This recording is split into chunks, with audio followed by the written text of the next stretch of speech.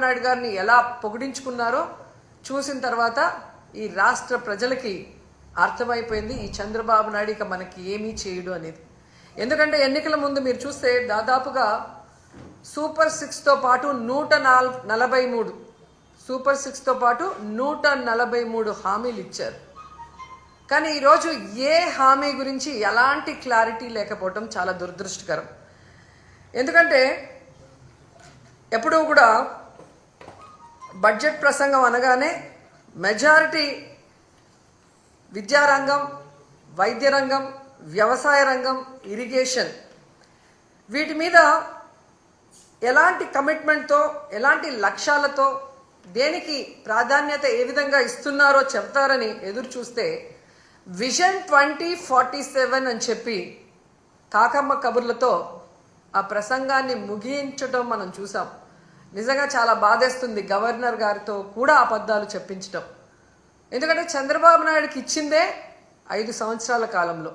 So తాను ఎన్నికల్లో ఏదైతే ప్రామిస్ చేశారో ఈ 5 ఏళ్ల కాలంలో తాను ఎలా అవన్నీ ఫుల్ఫిల్ చేస్తానని చెప్పమంటే 2047లో ఏదో చేయబోతానని చెప్పటం, ఇప్పుడు నేను ఏమీ చేయనన్నది ఇండైరెక్ట్గా స్పష్టంగా చెప్పడం అనేది రాష్ట్ర ప్రజలందరూ కూడా గమనించారు.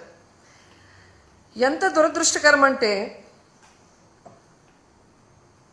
గవర్నర్ గారు చదివేటప్పుడు అస్సలు లిక్కర్ రేట్లు పెంచము అన్నట్టుగా చెప్పించారు. మీకు చూస్తే తెలుసు ప్రతి బాటిల్ మీద ఈరోజు రేట్లు ఎలా పెంచారో పేపర్లలో వాళ్ళ స్టేట్మెంట్లే మీరు గమనించవచ్చు.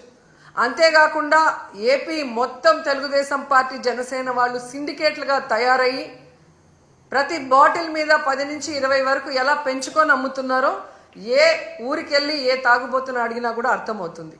ఈ విధంగా లిక్కర్లో ప్రజల్ని దోచుకొని జలగల్లా రక్తాన్ని పీల్చేస్తుంటే అసలు రేట్లు పెంచము అని చెప్పడం ఒకసారి మనం అర్థం చేసుకోవాలి. అబద్ధాలలో పరాకాష్ట. అలాగే విద్యుత్ ఛార్జీలు ఎన్నికల్లో స్పష్టంగా చెప్పారు, మేము అధికారంలోకి వస్తే 5 సంవత్సరాలు విద్యుత్ ఛార్జీలు పెంచము అని ఘంటాపథంగా చెప్పిన వాళ్ళు అధికారంలోకి రాగానే 15,000 కోట్లు విద్యుత్ ఛార్జీలు పెంచడమే కాకుండా ఇంకా భారాన్ని పెంచే దిశగా ప్రణాళికలు తయారు చేస్తూ గవర్నర్ గారి చేత విద్యుత్ ఛార్జీలు పెంచలేదు అన్నట్టుగా మాట్లాడించడము చాలా సిగ్గుచేటు చంద్రబాబు నాయుడు గారని ఈ సందర్భంగా తెలియజేసుకుంటున్నాను. అండ్ ఈరోజు మీరు ముఖ్యంగా చూస్తే చాలామంది మహిళలు చంద్రబాబు నాయుడు వస్తే ఇంట్లో ఎంతమంది ఉంటే అంతమంది మహిళలకి 1500 ఇస్తారు అన్నారు. ఆ 1500 ఇస్తారేమో అని ఆతృతగా ఎదురు చూస్తే దాని ప్రస్తావనే లేదు. అలాగే మీరు చూస్తే రైతు భరోసా గురించి ప్రస్తావనే లేదు, ఫ్రీ బస్సు గురించి ప్రస్తావన లేదు. అమ్మఒడి జగనన్న ఇస్తూ ఉన్నారు, మేము తల్లికి వందనం ఇస్తాము అని చెప్పి గొప్పగా ప్రచారం చేసుకున్నారే కానీ ఈ రోజుటి వరకు 9 నెలలు అవుతుంది, ఒక్క పైసా ఇవ్వలేదు తల్లికి వందనం. కనీసం జగనన్న ఇస్తున్న ఆ అమ్మఒడిని కూడా కంటిన్యూ చేయకుండా ఈరోజు ఎగ్జామ్స్ కూడా వచ్చేసాయి. అంటే ఏ విధంగా పిల్లల్ని మోసం చేశాడో అనేది మనం కళ్ళారా చూడాలి. అంతేకాకుండా మీరు చూస్తే రైతన్నలకి అన్నదాత సుఖీభవ 20,000 ఇస్తాము అన్నారు. వాళ్ళకి అలాగే చంద్రబాబు నాయుడు కరువు కవల పిల్లలు అంటారు. ఆయన రాగానే ఎలా కరువు వచ్చి అందరూ అల్లాడిపోతున్నారో మనం చూస్తున్నాం. గిట్టుబాటు ధర లేదు, అలాగే పెట్టుబడి సహాయం లేకపోతే ఆ రైతులు ఏమవ్వాలి?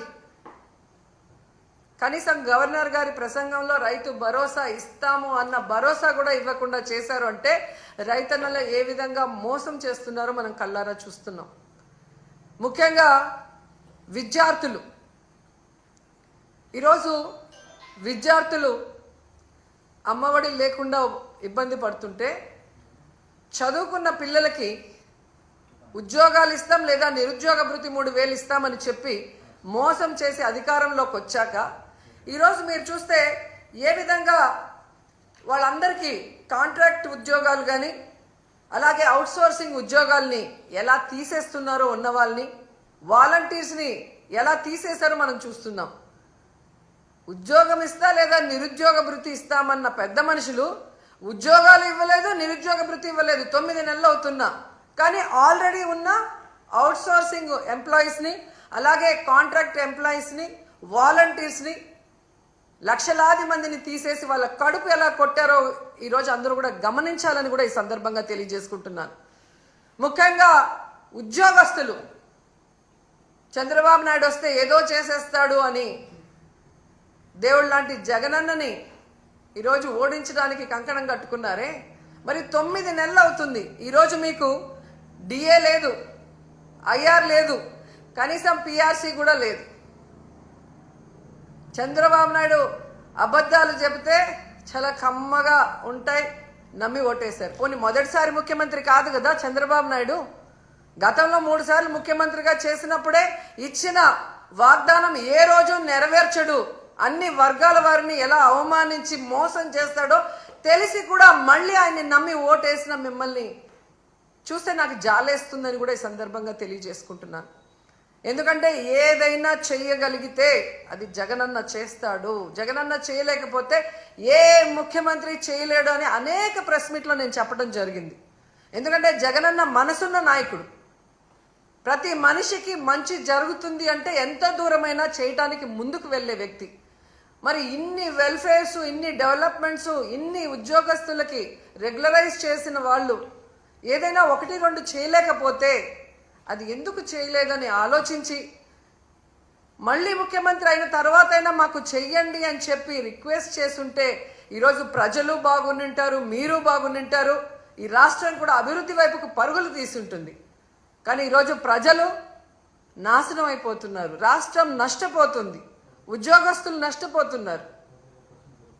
ఈ విషయం ఇప్పటికైనా గమనించాలని ప్రతి ఒక్కరిని కూడా కోరుకుంటున్నాను.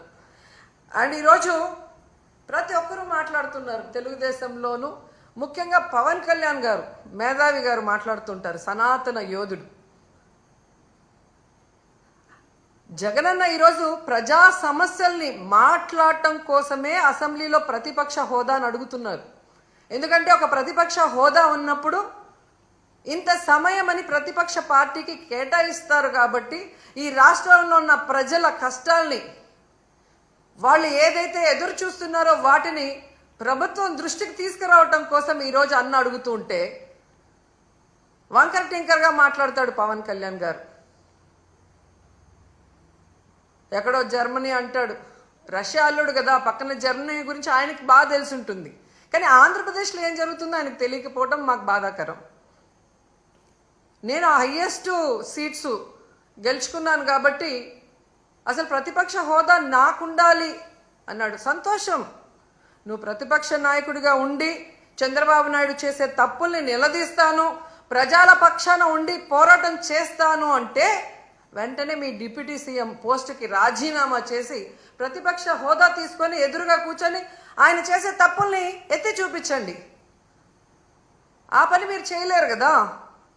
చంద్రబాబు నాయుడికి కష్టం అంటే డైవర్షన్ పాలిటిక్స్ చేస్తారు, చంద్రబాబు నాయుడు గారికి కష్టం అంటే రోడ్డు మీద పడుకుంటారు.